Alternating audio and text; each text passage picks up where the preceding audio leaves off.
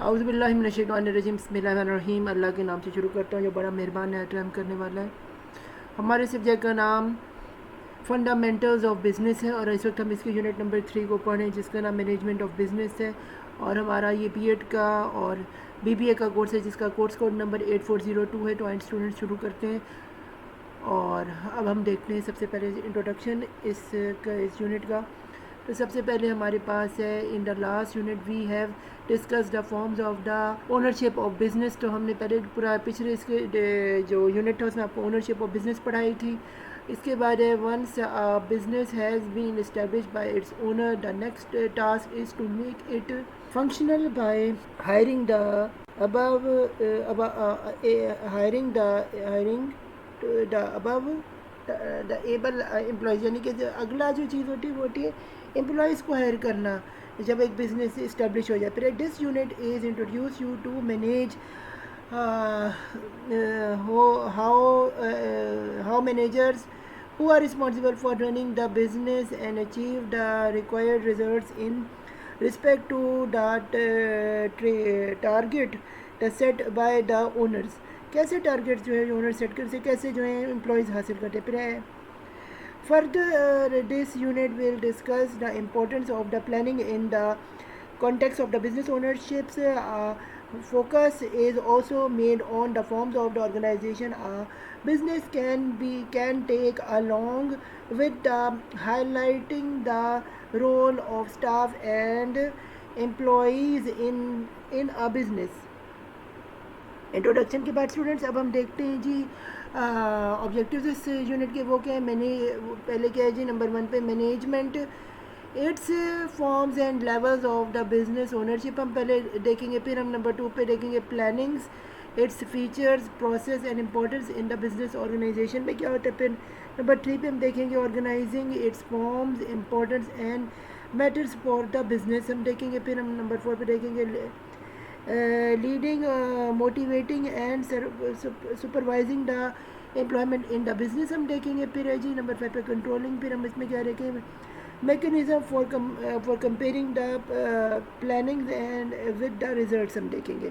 तो स्टूडेंट्स बकायदा आगाज़ करते हैं चैप्टर का। सबसे पहले हमारे पास आ रहा है जी मैनेजमेंट एंड प्लानिंग। तो मैनेजमेंट एंड प्लानिंग स्टूडेंट्स क्या होती है, व्हाट इज़ मैनेजमेंट, मैनेजमेंट क्या होती है। तो डेफिनेशन इसकी ये है the term management includes all terms of all those activities which are concerned with the planning, organizing, leading and controlling a business enterprise। the people involved the management are called manager। जो लोग involve करते हैं management में उनको हम कहते हैं managers. The managers supervise workers different departments of the business enterprise. यानी कि मैनेजर्स वो होते हैं जो सुपरवाइज करें डिफरेंट वर्कर्स को डिफरेंट स्टेजेस पे। तो जी आपके पास ये नीचे एक पिरामिड्स दी है। तो इसमें जो है एक हमें वर्कर्स को मैनेज करने के लिए एक स्टाफ चाहिए, एक हमें मैनेजर्स को मैनेज करने के लिए स्टाफ चाहिए, एक ओनर्स को मैनेज करने के लिए जो है हमें एक स्टाफ चाहिए होता है। तो ये इन सब ये ओनर्स एक जगह मैनेजर्स बने, कहीं मैनेजर्स हो ये करे और कहीं जो उल्टा ये हो रहा होता है वर्कर्स भी मैनेज होती है, ये अपॉइंटमेंट इकट्ठी होती है। तो ये स्टूडेंट्स पिरामिड। आगे स्टूडेंट्स हम चलते हैं देखते हैं different the different levels of management. उसमें क्या हमारे पास टॉप मैनेजमेंट, फिर हमारे पास मिडिल मैनेजमेंट, फिर हमारे पास है जी ऑपरेशनल मैनेजमेंट। तो ये हमारे पास जी आपके सामने जो है एक आ गया जी ये पिरामिड। तो नीचे जो है हमारे पास फर्स्ट लाइन मैनेजर्स होते हैं, फिर हमारे पास मिडिल मैनेजर्स होते हैं, फिर हमारे पास टॉप मैनेजर्स होते हैं। तो फर्स्ट लाइन मैनेजर्स में हमारे पास रिपोर्ट होती है मैनेजमेंट, फिर सपोर्टिव मैनेजमेंट होती है, फिर हमारे पास एम्प्लॉयज़ होते हैं, फिर पास कोऑर्डिनेशन एक्टिविटीज़ होती हैं और फिर हमारे individual day to day operations इसमें चलते हैं। आगे हमारे से होती है मिडिल मैनेजमेंट। इसमें क्या होती है रिपोर्ट होती है टॉप टू लेवल मैनेज, फिर हमारे से ओवर जो सीज फर्स्ट मैनेजमेंट और फिर फर्स्ट ये कि डेवलपमेंट एंड इम्प्लीमेंट में एक्टिविटीज़ होती है, फिर हमारे पास एलोकेट रिसोर्सेज होती है, फिर पास टॉप मैनेजमेंट होती है, सेट ऑब्जेक्टिव होते हैं, फिर इनकी जो है क्या इसको कहते हैं इन्वायरमेंट होती है, फिर इसके प्लानिंग एंड डिसीजन मेकिंग होती है। अगले स्टूडेंट्स चलते हैं हमारे पास है ये फंक्शंस ऑफ मैनेजर। फंक्शंस क्या होते हैं एक मैनेजर का, वो क्या होता है प्लानिंग करना, ऑर्गेनाइजिंग करना, लीडिंग करना, और कंट्रोलिंग करना। जैसे कि आपके सामने ये फॉर्म्स ऑफ मैनेजमेंट आपको इस फिगर में नज़र आ रहे हैं, जहाँ पे हमारे पास प्लानिंग हो रही से चूज़ गोल्स करते हैं जो प्लानिंग कर रहा होता है, फिर बस कंट्रोलिंग करते हैं जो इसका नाम मैंने मॉनिटरिंग एंड मेयर करना, फिर इसका लीडिंग होता है कोऑर्डिनेशन करना, फिर ऑर्गेनाइजिंग का मतलब वर्किंग एंड टुगेदर करना होता है। आगे स्टूडेंट अंडरस्टैंडिंग द प्लानिंग है, ये आपके सामने मौजूद है। टारगेट जैसे 10% है, कैसे इंक्रीज़ करनी है, मंथली सेल्स को टारगेट दिए जाते हैं, प्रोडक्शन को दिए जाते हैं, ह्यूमन रिसोर्स को ट्रेनिंग, यानी मुख्तलिफ सेक्टर्स को मुख्तलिफ जो है ये, और इनको चेक जो करते हैं ये हमारा जो है ये मैनेजर करते हैं। ये सब आप देख सकते हैं, तो ये आपके सामने मौजूद है। आगे स्टूडेंट्स करते हैं जी characteristics of a good planner. ये क्या है जी, सिंपल होना चाहिए, स्पेसिफिक होना चाहिए, रियलिस्टिक होना चाहिए और कंप्लीट होना चाहिए, जैसे कि आप इसकी डायग्राम में देख सकते हैं। तो ये सिंपल है, रिस्ट्रिक्ट, यानी कि ये सारे का सारा जो एक तरह का एक चेन चल रही है, तो ये रिजल्ट्स आपको मिल जाएंगे, एक्शंस मिलते हैं इसमें, फॉलो अप मिलता है और प्लान के तहत ये सब कुछ हो रहा होता है आपके सामने, और ये सब सर्कल में। आगे स्टूडेंट चलते हैं जी, हमारे पास है टाइप्स ऑफ बिजनेस प्लानिंग। इसमें क्या है जी, हमारे पास स्ट्रेटेजिक प्लानिंग है, फिर बस टैक्टिक्स प्लानिंग की होती है, फिर बस ऑपरेशन प्लानिंग होती है, फिर बस जो प्लानिंग प्रोसेस होता है उसमें स्टेप नंबर हमारी इन्वायरमेंटल प्लानिंग होती है, फिर हमारे पास डिटर्मिनेंट मिशन होती है, फिर बस इस्टेब्लिश ऑब्जेक्टिव होते हैं, फिर बस डेवलपमेंट एक्शन प्लानिंग होती है, फिर बस इस्टेब्लिशमेंट जो है ये इस्टेब्लिश कंट्रोल होते हैं, जैसे कि आप इसमें देख रहे हैं। ये सारे के सारे इसको फॉलो करें, इस डायग्राम को। आगे स्टूडेंट्स हमारे पास है बेनिफिट्स ऑफ प्लानिंग। इसमें क्या जी, फ्यूचर डायरेक्शन, फिर बस कॉस्ट सेविंग है, फिर बस टाइम प्लानिंग है, फिर बस रिसोर्स एलोकेशन, और फिर हमारे पास अकाउंटेबिलिटी कैसे वो सबकी होती है, सारी चीज़ें प्लानिंग मैनेज। और इम्पोर्टेंस ऑफ प्लानिंग में हमारे पास है वाई प्लानिंग इज़ इम्पोर्टेंट। तो सबसे पहले क्या है जी, इंक्रीज एफिशिएंसी है, फिर रिड्यूस बिजनेस रिलेटेड रिस्क है, फिर बस है फैसिलिटेटिंग प्रॉपर कोऑर्डिनेशन है, फिर एड्स इन ऑर्गेनाइजेशन, फिर है जी गिविंग राइट डायरेक्शन है, फिर है जी कीप गुड कंट्रोल है, फिर है जी हेल्प टू अचीव ऑब्जेक्टिव है, फिर हमारे से मोटिव्स द पर्सनल्स है, फिर हमारे पास है इंकरेजिंग क्रिएटिविटी एंड इनोवेशन है, and helping in decision making है। फिर हमारे पास है जो ऑर्गेनाइजिंग में क्या है जी, तो organizing business refer to the those steps that take the establishment structure relations के among the men, उसके material, machine and equipment and so as to control coordinate the business efficiencies and effectiveness। इसमें क्या है जी, what is organization, क्या होता है organisation आपके सामने जी, identifies and clarify करते हैं group of activities and attend objective को, फिर क्या assigning of the each group to manage, फिर जी कोऑर्डिनेटिंग हॉरिजेंटल और वर्टिकल, यानी हॉरिजेंटल भी कोऑर्डिनेशन होता है, यानी कि जिस आप सेक्टर में काम करें उसमें कोऑर्डिनेशन, और वर्टिकल यानी कि आप ऊपर जो है बॉस को मैनेज करें, नीचे अपने सबॉर्डिनेट्स को मैनेज करें, तो ये दोनों तरफ जो है ये काम किया जाता है ऑर्गेनाइजेशन के अंदर। आगे जी ऑर्गेनाइजेशन स्ट्रक्चर, तो आपके सामने यहाँ एक टॉप लेवल पे बोर्ड ऑफ डायरेक्टर होता है, उसके नीचे सीईओ जो उसे हेड कर रहा है, और उसके नीचे जो होते हैं हमारे पास सेक्टर्स होते हैं डिफरेंट, जो कि सीईओ हैंडल कर रहा होता है। पहले इसमें सेल मैनेजमेंट होती है, फिर प्रोडक्शन मैनेजमेंट होती है, फिर अकाउंट्स मैनेजमेंट होती है, फिर ह्यूमन रिसोर्स मैनेजमेंट, और फिर इंफॉर्मेशन टेक्नोलॉजी मैनेजमेंट होती है।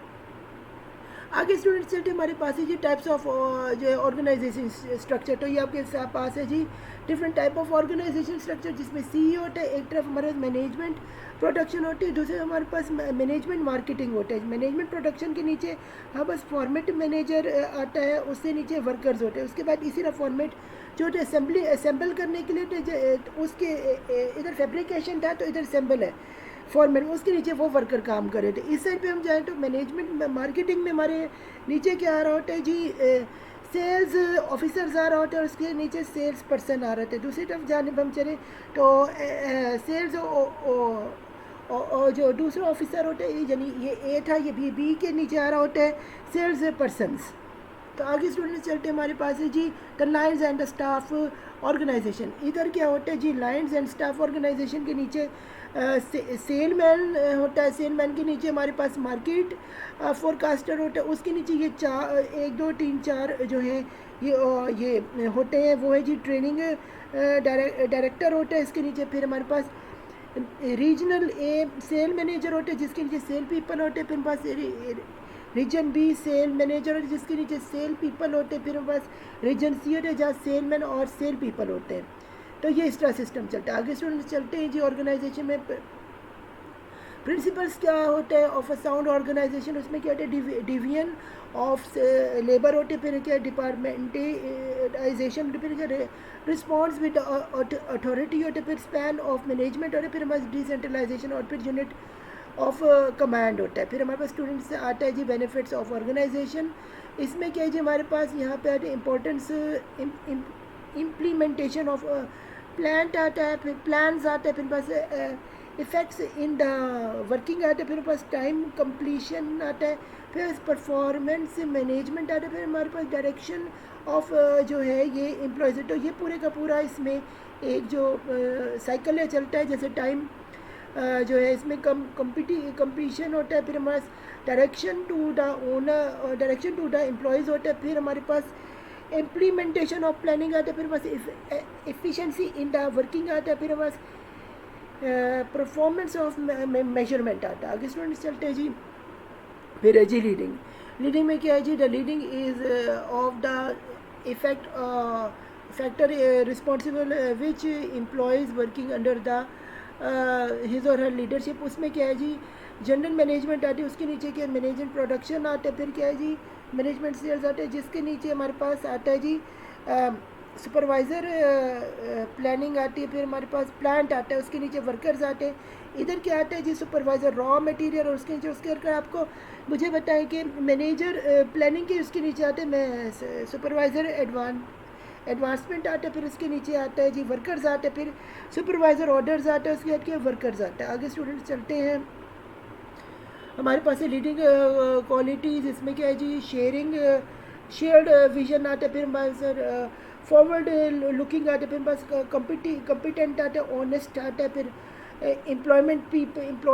एम्पावर पीपल को कैसे करते जाते हैं, फिर है जी इंस्पायर पीपल को कैसे किया जाता है, फिर सेट जो है सेट एग्जाम्पल कैसे किया जाता है, किसको सोच के काम किया जाए ताकि जो है आपकी ऑर्गेनाइजेशन अच्छी चले। फिर है जी लीडिंग चेंज, कैसे चेंज जो हमारी कंपनी को आगे ले जाए ये देखते हैं।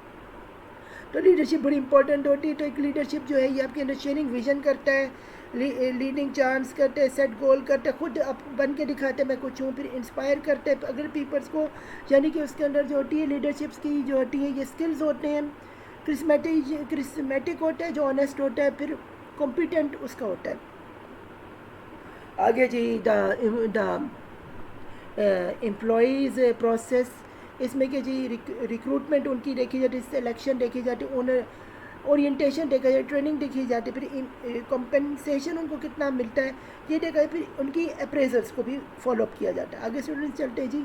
हमारे पास है जी मोटिवेट द एम्प्लॉयज़। कैसे मोटिवेट किया जाता है, हाई सैलरी उन्हें दे के, फ्लेक्सिबिलिटी उन्हें दे के, फिर कॉमन जो है गोल्स उन सबका एक हो, तो इकट्ठे काम करते एक मुट्ठी की तरह, फ्रेंडली इन्वायरमेंट हो, फिर रिकॉग्नाइज उन्हें किया जाए, एक को अहमियत ना कम दें, दूसरे को ज़्यादा दें, तो ये बहुत बुरा एम्प्लॉयज़ को लगता है। फिर है जी ट्रेनिंग उनकी प्रॉपर हो, ये ना हो कि ट्रेनिंग ना हो और उनसे काम वो करवाया जाए जो वो कर नहीं सकते। फिर है जी इनोवेटिव आइडियाज़ हो ताकि वो आगे बढ़े, तो ये यहाँ पे मोटिव्स हैं जिसमें पीपल्स को क्या ये उनको चैलेंजेस डिफरेंट हो जाए, इनोवेशन हो, ट्रेनिंग हो, रिकॉग्नाइज किया जाए, इन्वायरमेंट हो, उसके बाद के गोल कॉमन हो और फ्लेक्सिबिलिटी हो। आगे स्टूडेंट्स चलते हैं जी।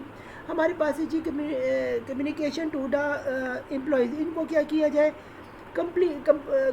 कंप्लीटेंस दी जाए, फिर कंसेंटेंस दी जाए, कंसीडरेशन दिया जाए, कंसेंटेंस दिया जाए, फिर क्रेडिट दी जाए, कर्टिसी दी जाए और कोरिटनेस दी जाए, जैसे कि 7 C's का यहाँ जिक्र है आपके सामने।